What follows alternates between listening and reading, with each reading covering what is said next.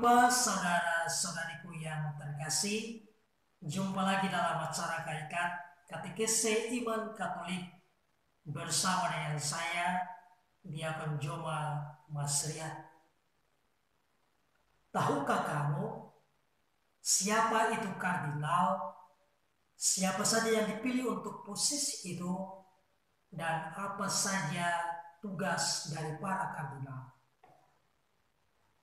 Para kardinal dalam gereja Katolik dari berbagai jenjang umur adalah anggota persekutuan para kardinal yang disebut dengan Kolegium para Kardinal atau yang disingkat KK.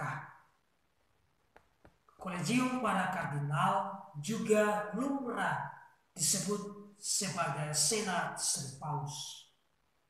Tetapi istilah ini sudah kadaluarsa. Kadang istilah di atas masih muncul dalam publikasi-publikasi atau tulisan-tulisan yang khusus saja. Hilang munculnya istilah di atas kurang lebih sama dengan istilah yang lain, yakni Kolegium para Kardinal yang kudus. Penggunaan istilah-istilah itu muncul dan mulai melemah sejak pada tahun 1983. Istilah yang lebih populer adalah Kolegium para Kardinal. Para kardinal yang dipilih dan diangkat oleh Sri Paus bertujuan untuk mendukung Sri Paus dalam menjalankan tugas kepausannya memimpin gereja Katolik baik secara individu maupun secara kolegium. Tugas para kardinal bisa bermacam-macam, mulai dari memimpin perkantoran-perkantoran kuria di Vatikan hingga pemimpin gereja lokal di negara masing-masing, dan bahkan sebagai penasehat atau pengarah gereja lokal. Artinya bahwa para kardinal tidak ditentukan oleh Paus untuk memimpin perkantoran di Vatikan saja. Mereka tetap tinggal dan bekerja di negara mereka masing-masing. Seorang kardinal juga tidak selamanya atau tidak harus menjadi pemimpin konferensi para uskup sebuah gereja lokal. Hal ini bergantung dari kebutuhan dan hasil pemilihan yang independen.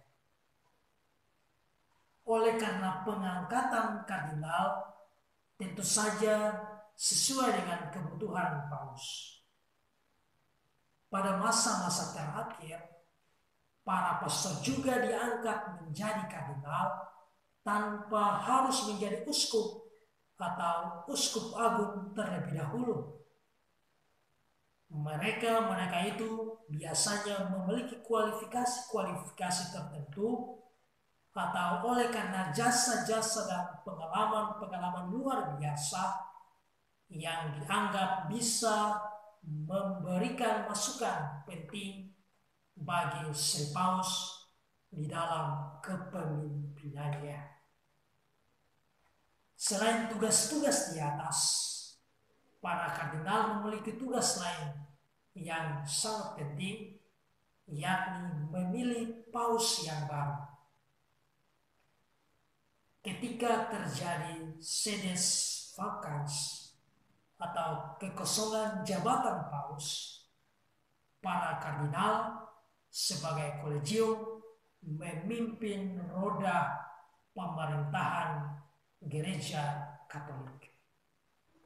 Selama sedes vacans, para kardinal biasanya hadir di Vatikan untuk mengadakan pertemuan atau sidang harian guna membahas berbagai hal untuk menjamin jalannya pemerintahan serta mempersiapkan konklav atau yang disebut upacara pemilihan paus yang baru.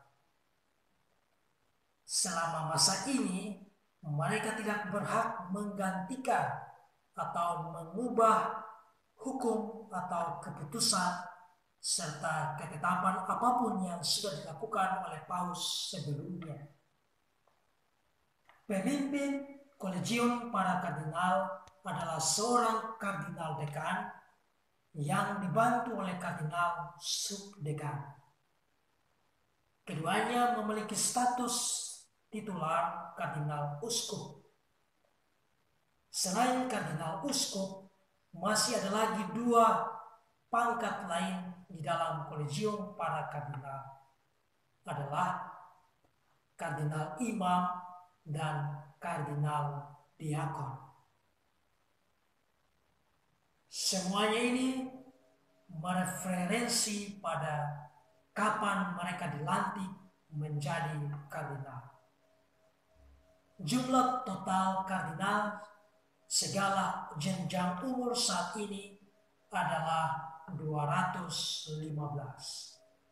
Dari jumlah ini, seandainya sebuah konklav terjadi pada hari ini, artinya sebelum ada pengangkatan kardinal baru oleh paus, maka 118 kardinal berumur di bawah 80 tahun dan mereka yang berhak memilih paus baru dan berhak dipilih juga. Akan tetapi menurut konstitusi apostolik Paus Yohanes Paulus II yang disebut Universi Dominici Gregis, ditetapkan 120 kardinal pemilih. Ketetapan ini belum dirubah oleh Paus Fransiskus. Sekian dan terima kasih. Tuhan Yesus memberkati.